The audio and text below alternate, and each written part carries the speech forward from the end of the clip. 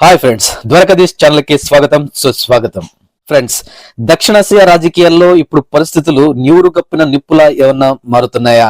భారత్ పాకిస్తాన్ల మధ్య ఉద్రిక్త పరిస్థితులు ఓ పక్కన రోజు రోజుకి పెరుగుతూ ఉండగా ఇప్పుడు మరొక కీలక దేశం ఈ కథలోకి ఎంటర్ అయిందనే చెప్పుకోవాలి.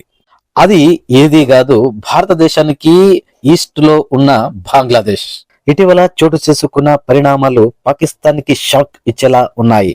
అసలు బంగ్లాదేశ్, భారత్, పాకిస్తాన్ మధ్య ఏం జరుగుతుంది? ఈ పాకిస్తాన్ ఏ ప్లాన్ తో వస్తుంది?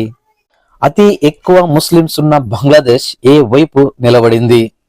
ఇవన్నీ తెలుసుకోబోయే ముందు మీరు ఇంకా ద్వారకాధీష్ తెలుగు ఛానల్ కి సబ్స్క్రైబ్ అవ్వకపోతే please like and subscribe Dwarkadhish Telugu channel.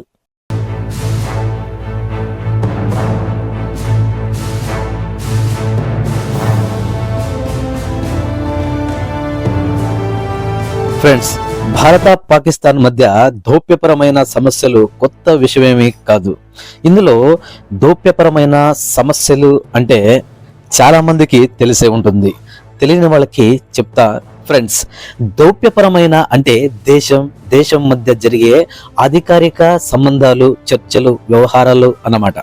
రెండు దేశాలు పరస్పర మాట్లాడుకోవడం, ఒప్పందాలు చేసుకోవడం, సమస్యలను శాంతియుతంగా పరిష్కరించడం, రాయబార కార్యాలు పెట్టుకోవడం, వీసాలు, వాణిజ్యం, రక్షణ విషయంలో సంప్రదింపులు, ఇవన్నిటినీ కలిపి మనం దౌత్యపరమైన సంబంధాలు అని పిలుస్తాం. ఇది ఇలా ఉండగా భారతదేశం మరియు పాకిస్తాన్ మధ్య దౌత్యపరమైన సమస్యలు కొత్త విషయమే కాదు. ఇది ఎప్పుడు వస్తూనే ఉంటాయి. కానీ ఇటీవల వీసా సేవల రద్దు, దౌత్య కార్యాలయాల వద్ద నిరసనలు, రెచ్చగొట్టే రాజకీయ వ్యాఖ్యలు, ఇవన్నీ కలిపి రెండు దేశాల సంబంధాలను అత్యల్ప స్థాయికి తీసుకెళ్తున్నాయంటే తప్పవదు. ఇలాంటి సమయంలోనే పాకిస్తాన్ ఈ ఒక కొత్త ప్లాన్ తో ముందుకొచ్చిందనే చెప్పుకోవాలి. అది ఏమిటి అంటే, బంగ్లాదేశ్తో సైనిక ఒప్పందం చేసుకునే ప్రయత్నాలైతే ఈ పాకిస్తాన్ చేసింది. అయితే ఈ వ్యవహారంలో బంగ్లాదేశ్ తాత్కాలిక ప్రభుత్వ రాజకీయ సలహాదారుడు డాక్టర్ మహమ్మద్ యూనస్ పేరు వినిపించడం అయితే మొదలైంది.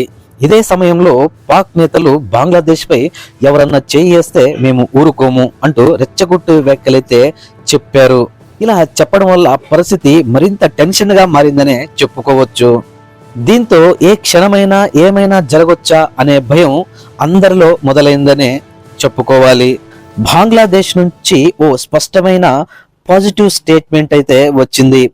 బంగ్లాదేశ్ తాత్కాలిక ప్రభుత్వం ఆర్థిక సలహాదారుడు సలేహుద్దీన్ అహ్మద్ ముఖ్యమైన మాటలు చెప్పారు.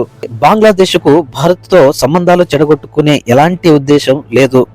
భారత్ తో ద్వైపాక్షిక సంబంధాలను మరింత బలోపేతం చేసడమే మా లక్ష్యం అని స్పష్టం చేశారు.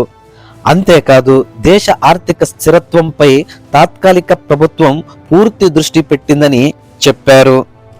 అలాగే భారత్ బంగ్లాదేశ్ సంబంధాలను రెచ్చగొట్టడానికి లేదా దెబ్బతీయడానికి మూడు దేశాలు చేసే ఏ ప్రయత్నాల్లోనూ మేము పాల్గొనం అని స్పష్టంగా చెప్పారు. ఫ్రెండ్స్, అంటే దీన్ని మనం సూటిగా చెప్పాలంటే పాకిస్తాన్ చేసే రాజకీయ ఆటలకు బంగ్లాదేశ్ భాగస్వామ్యం కాదనే ఇది స్పష్టమైతే చేసింది. జాతి మతాలను రెచ్చగొట్టి చలి కాపుకునే ఈ పాకిస్తాన్ చేసే కుట్రలకు ఈ బంగ్లాదేశ్ చెక్ పెట్టిందని మనం ఇక్కడ తెలుసుకోవాలి. బంగ్లాదేశ్ ఇచ్చిన ఈ స్టేట్మెంట్ పాకిస్తాన్ కు పెద్ద షాకుగా మారిందని రాజకీయ విశ్లేషకులు విశ్లేషిస్తున్నారు.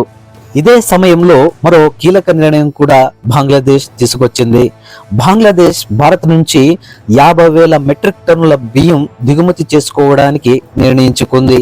ఈ విషయాన్ని కూడా సలేహుద్దీన్ అహ్మద్ అధికారికంగా ధృవీకరించారు.